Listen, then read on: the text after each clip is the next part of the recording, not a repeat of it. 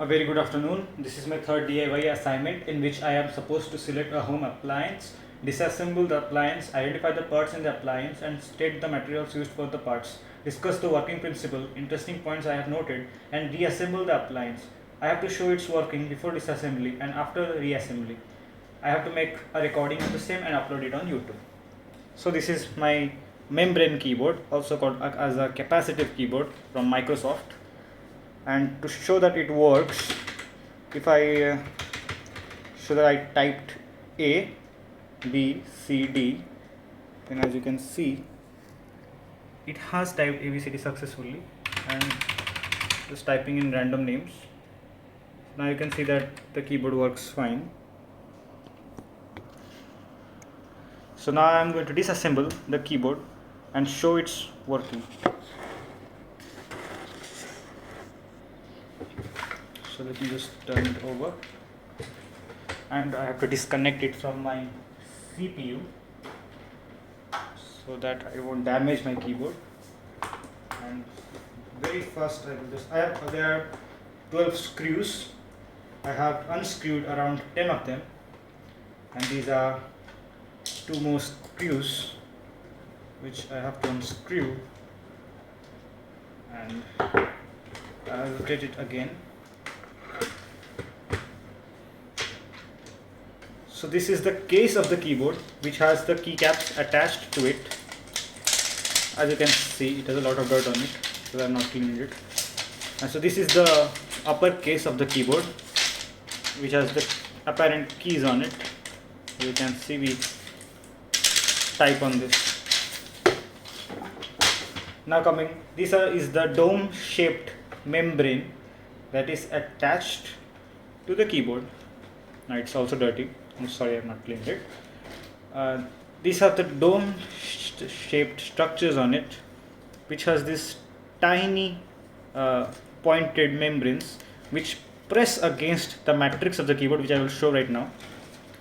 When we press the key, we press these structures which further press over the matrix to complete the circuit so that the key responds. Now this is the matrix of the keyboard. This is the upper matrix and this is the lower matrix. Apparently the system functions in the way that these two matrices are placed over each other, and when I press over the key, it completes the circuit which transfers the signal back to the processing unit, which is present over here. It has a resistor, a capacitor, and LED lights, 3 LED lights denoting the print screen, the screen lock, and the caps lock. And this is how this operates on the basis of the principle that of transmission of electricity, in which if the circuits get completed, that signal is passed to our system of computer system, and it checks the input signal. Suppose if there are for example, if this is a traditional English based keyboard, there is also a processing method in which if we type Hindi words from their sounds and type them in English, the computer will process it as the English as Hindi letters, the way we translate it. So as you can see, I have described most of these parts, and now let me reassemble it. It is a very simple device working on a quite simple principle. Now let's reassemble it, fitting every part, and there we go.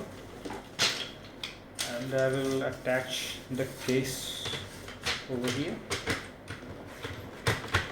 Now I will connect the terminal to back into my CPU.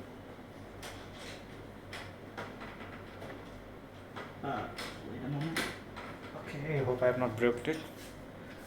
So yes, as you can see, I will just delete those letters again, the ones I have typed here, and I will type A, B, C, D, or DIY 2 marks,